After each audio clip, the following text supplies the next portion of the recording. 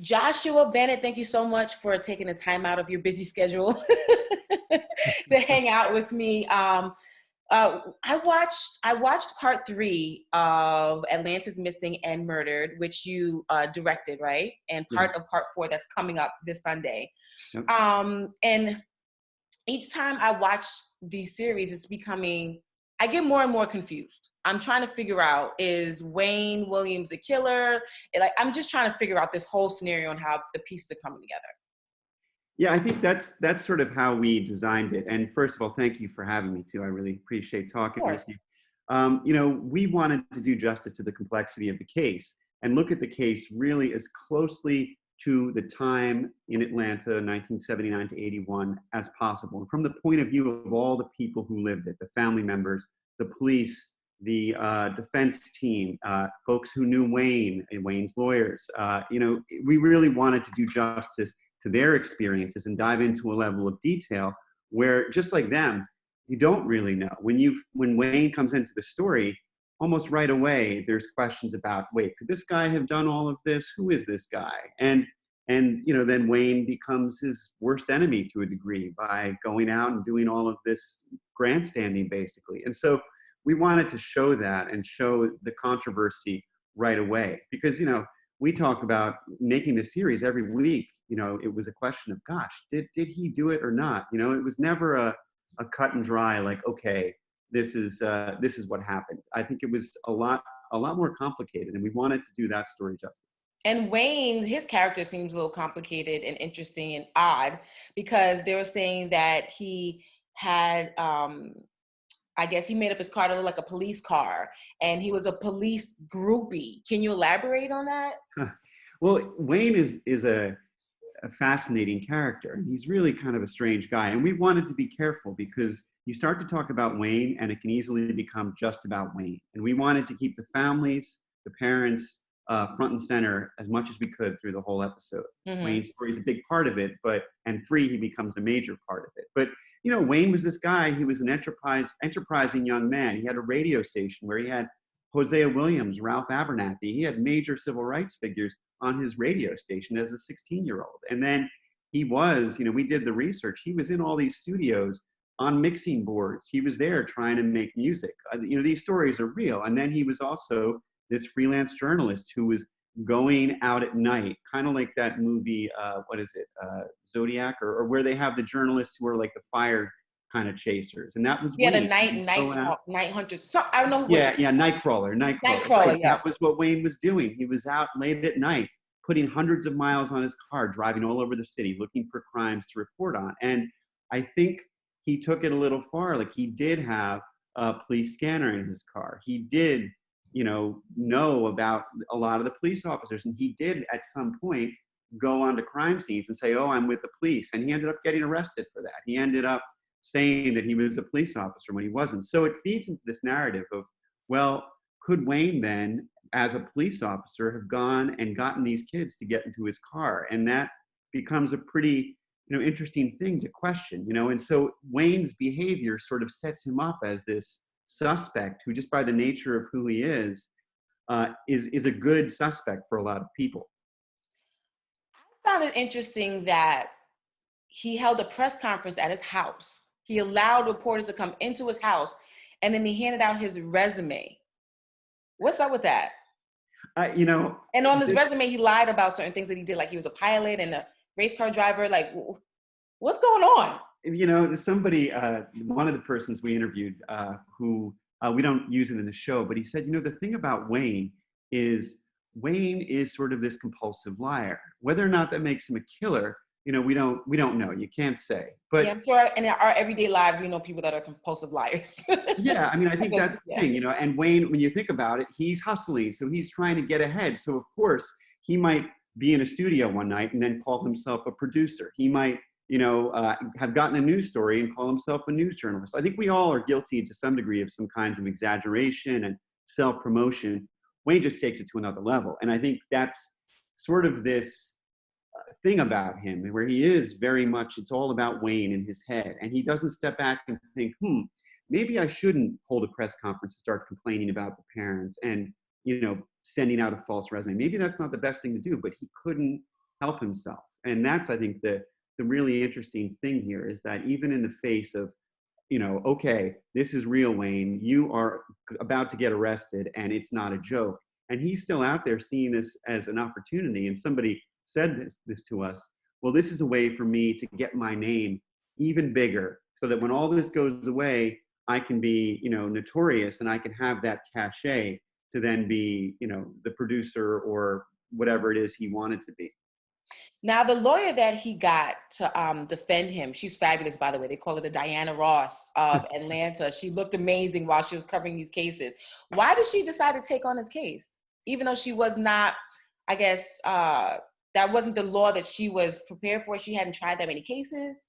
Well, I think Mary Welcome is amazing, and she Yeah. was fantastic in terms of just her recollection of everything that happened and her strong feelings about the case. And I think she had come from this background of really cleaning up Atlanta, closing down all of the brothels, all of the houses of massage parlors and places that were kind of shady back in that time.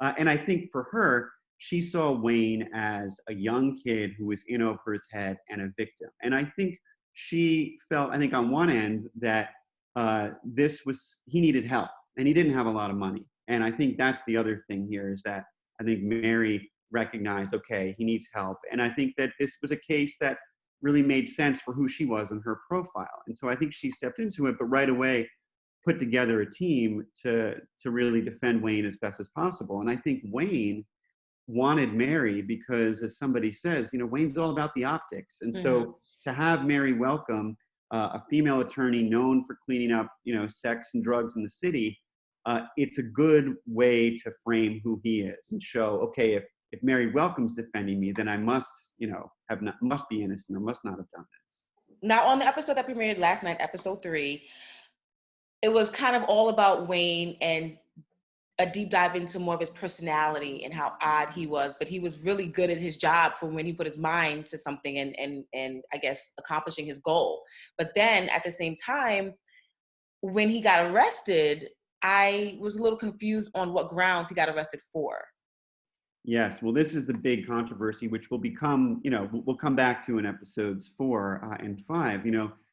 Basically, as this was happening, the FBI was working with the GBI and the Atlanta police to go through all of this evidence. And it really came down to the fact that, one, Wayne was on the bridge, and there was reports from police cadets that night. They heard a splash, and Wayne was there on the bridge, and his story didn't really hold up, and he kept changing his story. So he's instantly suspicious. He then fails the lie detector test. But then these fibers that they've been collecting from the bodies, Larry Peterson says those fibers are all found in Wayne's house. And that becomes the thing that, as they're running to indict and charge him, they're matching these fibers. They're doing these tests behind the scenes. And the controversy is whether, were those really the fibers that were on Wayne's bedspread, that were on his rug, that were his dog's hairs, or were they maybe not a perfect match? I mean, that's the whole thing that holds the case together. And ultimately, that was part of the delay and the hesitancy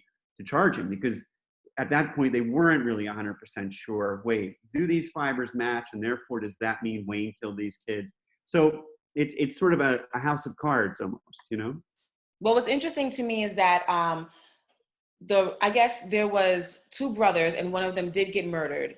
And then the younger brother was going to, I guess, a neighbor's house to get candy or something. And then he did see someone coming up the stairs kind of towards him, and he ran back into the neighbor's house.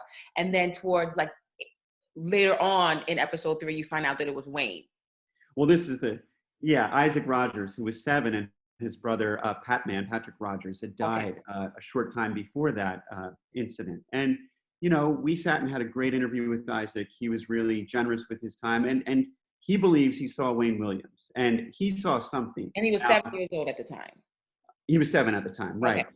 Now, I don't, he might have seen Wayne Williams. It's not me to judge or say, but, I think it's important to remember at this time, there was dozens of, police sketches of suspects.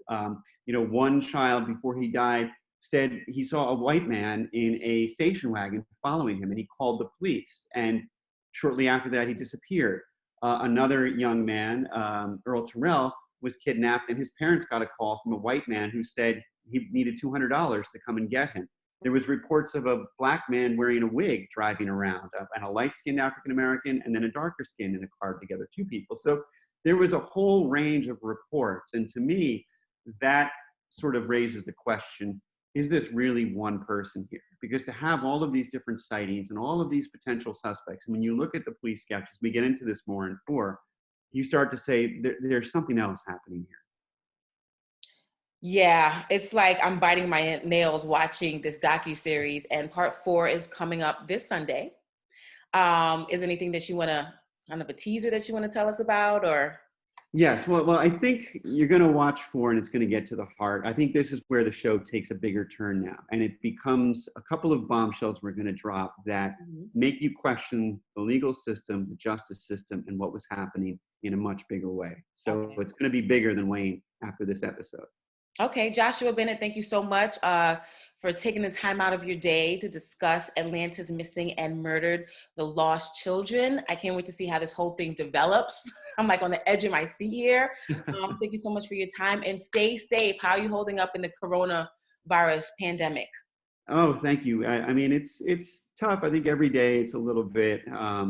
You kind of fight that stir crazy thing, but then you try to focus and get things done. And I think I'm using this to be productive, but I'm also concerned because I feel like right now there's millions of people who really need more help, and I think our government really needs to be doing more for people because people are struggling, and that really bothers me, and it's a tragedy because we as a country need to come together and do better. And I think it's now or never, and it's up to us. It's up to us right now. And I think we can't forget that we have this power to push for, change, to push for better treatment, to push for more equality and a better response for the most vulnerable in this country.